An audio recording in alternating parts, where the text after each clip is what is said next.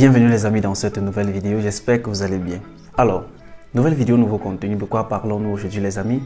Vous êtes nombreux qui avez postulé à la Turquie au Bourse-Lari, la bourse offerte par le gouvernement turc. Et plusieurs personnes se posent la question à savoir quelles sont les différentes dates, quand est-ce que les admissions, du moins quand est-ce que les résultats seront disponibles. Dans cette vidéo, nous en parlons.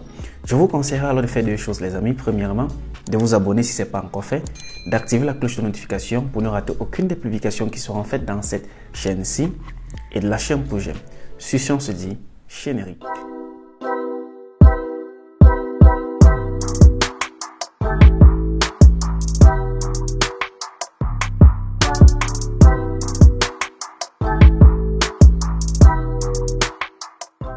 L'étape la plus difficile lorsque vous décidez de postuler à une bourse d'études est l'attente des résultats. Ouais les amis, je suis passé par là. Parce que lorsque vous postulez à une bourse d'études, c'est facile de pouvoir candidater, c'est facile de pouvoir envoyer ses dossiers, c'est facile de pouvoir déposer ses dossiers. Mais en ce moment où vous décidez de devoir attendre les résultats, c'est en ce moment que ça devient plus compliqué. Les amis, prenez votre mal en patience. J'ose croire que si votre dossier était vraiment un dossier solide, vous pourriez passer à l'étape suivante.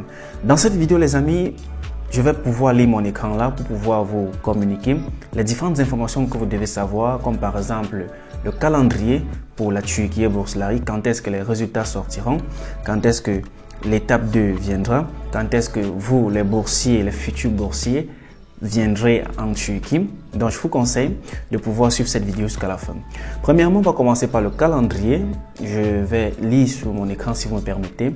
Alors la période d'application est finie, la période de candidature est finie. C'était du 10 janvier au 22 février. Officiellement c'était jusqu'au 20 février, mais vu la demande haute, ils ont décidé d'augmenter 2 jours, ce qui a fait que la date de fermeture était pour le 22 février. Alors, présentement, nous sommes dans la période d'évaluation. Cette période d'évaluation qui va durer mars, avril et mai. 3 mois pour la période d'évaluation. C'est dans cette période-là que tout va se jouer pour ceux-là qui vont pouvoir partir à la deuxième étape. Je vais essayer de lire une autre partie dans ce site officiel qui dit que dans cette période, il y a d'abord une sélection préliminaire. Une sélection préliminaire se basant sur le critère d'âge, le critère du niveau d'éducation, le critère des documents requis. Dans cette période-ci, les amis, cette période de 3 mois-ci, le comité d'organisation, du moins le comité qui octroie cette bourse d'études-ci, ils vont sélectionner des candidats qui n'ont pas pu donner les documents qui sont demandés pour cette bourse d'études-ci seront mis de côté. Ceux-là qui n'ont pas l'âge requise pour pouvoir postuler à cette bourse d'études-ci seront mis de côté. Ceux-là qui n'ont pas soumis un bon niveau académique, du moins qui n'ont pas vérifié les conditions de moyenne demandées, comme par exemple pour la licence 70%, le master et le doctorat, pour ceux qui ont postulé pour médecine, pharmacie. Pour ceux-là qui n'ont pas qui ne sont pas éligibles à cette moyenne-là, ils seront aussi mis de côté. Tout cela pour filtrer en fonction aussi du niveau d'éducation, en fonction aussi de la filière choisie. Donc, si déjà vous n'avez pas vérifié l'une des conditions officiellement données par la YTB dans leur site officiel, vous seriez tout simplement mis de côté pour cette bourse d'études. Ça, c'est le preliminary assessment, comme ils disent dans leur site web, c'est-à-dire un contrôle préliminaire pour permettre de filtrer, de tamiser. Parce que laissez-moi vous dire, il y a des gens qui sont venus postuler à cette bourse d'études avec 10 de moyenne, peut-être ils ont même déjà dépassé l'âge limite. J'ose croire que ces personnes-là seront juste mis de côté et la bourse avancera avec ceux-là qui respectent les conditions d'admission pour cette bourse d'études-ci. Ensuite, l'étape suivante sera une évaluation maintenant par des experts.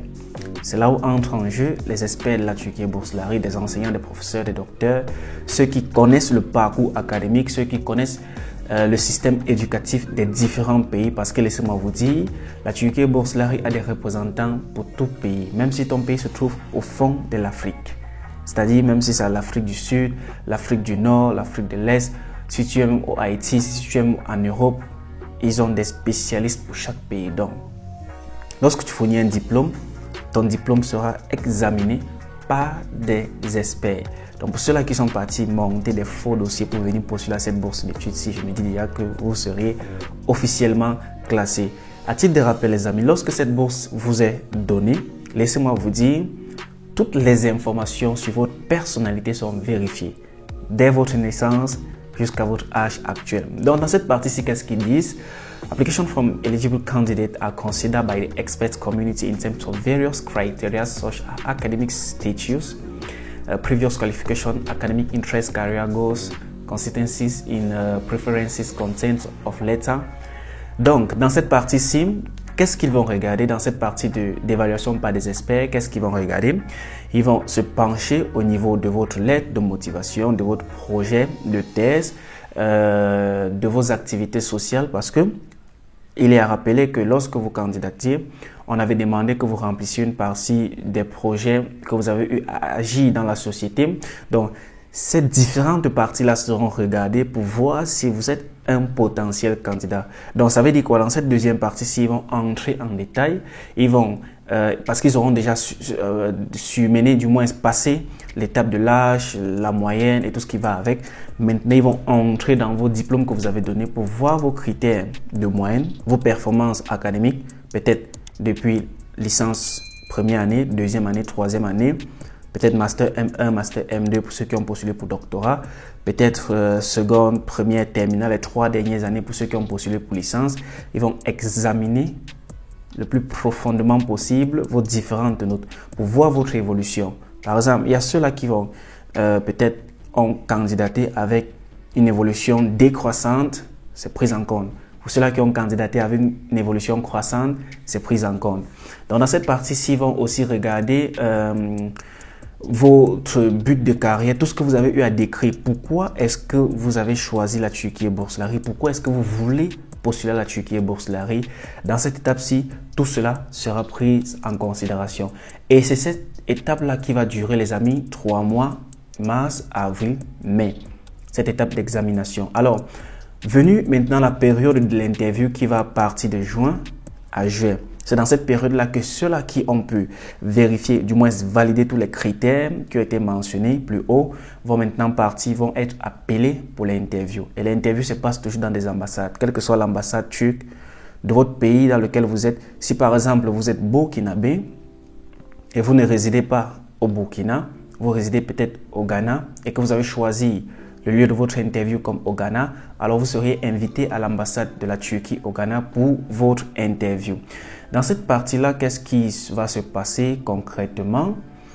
Ils disent candidates selected from more than 100 countries in the final list are evaluated by interview community considering academic and expert.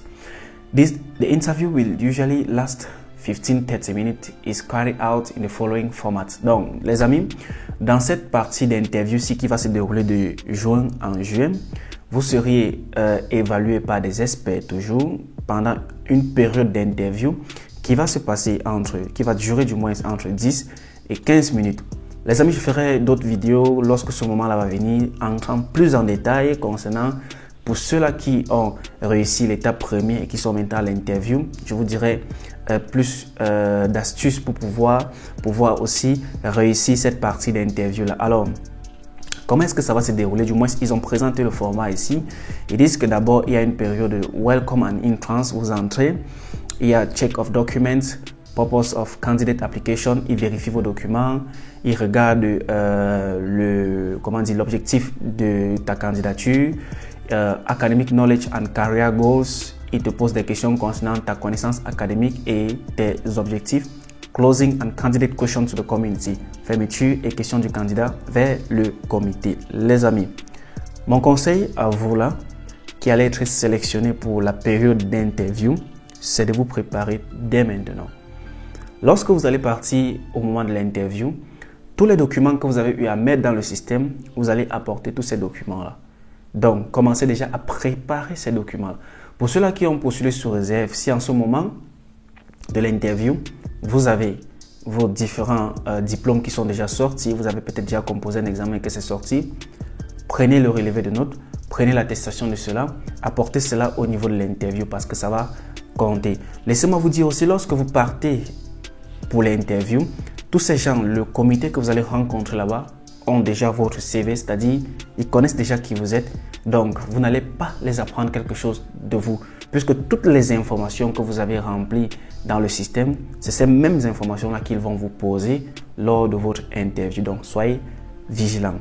Pour ceux qui ont menti dans le système, vous serez pris au piège. Donc, tous les objectifs que vous avez dit dans le système, lorsque vous candidatiez, ce sont ces mêmes questions, du moins ces mêmes points qu'on va vous demander de développer pendant une durée de 10 à 15 minutes. Il n'y a rien de grave, vous allez rencontrer des hommes comme vous. Alors, ils finissent par dire « Candidates invited for the interview are required to bring all the documents ». Je pense que j'ai déjà parlé de ça. Si on essaie de continuer, après la période de l'interview, vient le « Announcement of Results ». Les résultats sont annoncés en début août. Début août, je sens que après cette période de l'interview, là, ceux qui ont réussi à passer l'interview, le cœur sera en train de chauffer. Calmez-vous toujours.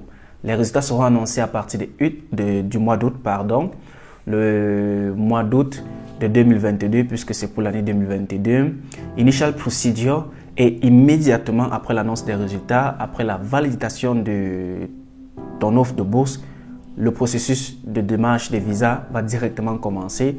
Accepter la bourse, regrouper les documents pour partir à l'ambassade, faire certifier dans tel ministère, ainsi de suite, tu regroupes tous les documents. Tu pars déposer à l'ambassade en août et en septembre, transfer of guarantees to Turquie. Tu voyages et tu arrives en Turquie, généralement à la période de septembre-octobre. Je pense que là, j'ai expliqué en détail le calendrier de la dite bourse d'études en Turquie. Pour ceux qui me posaient toujours plus de questions, Donald, quand est-ce que les résultats vont sortir? Vous avez déjà vos réponses. Une fois de plus, je laisserai le lien de ce site web en description de cette vidéo aussi pour vous permettre à vous d'aller consulter vous-même le calendrier de quoi il est question. Les amis, vous qui avez postulé à cette bourse d'études-ci, je vous félicite. Alors, j'espère que vous avez aimé cette vidéo-ci. J'espère qu'elle vous a apporté plus d'informations. Si c'est le cas, n'hésitez pas, à titre de rappel, de vous abonner, de partager, de liker, posez vos questions en commentaire si vous en avez. Sur ce, les amis, portez-vous très bien. On se dit à la prochaine vidéo. Ciao.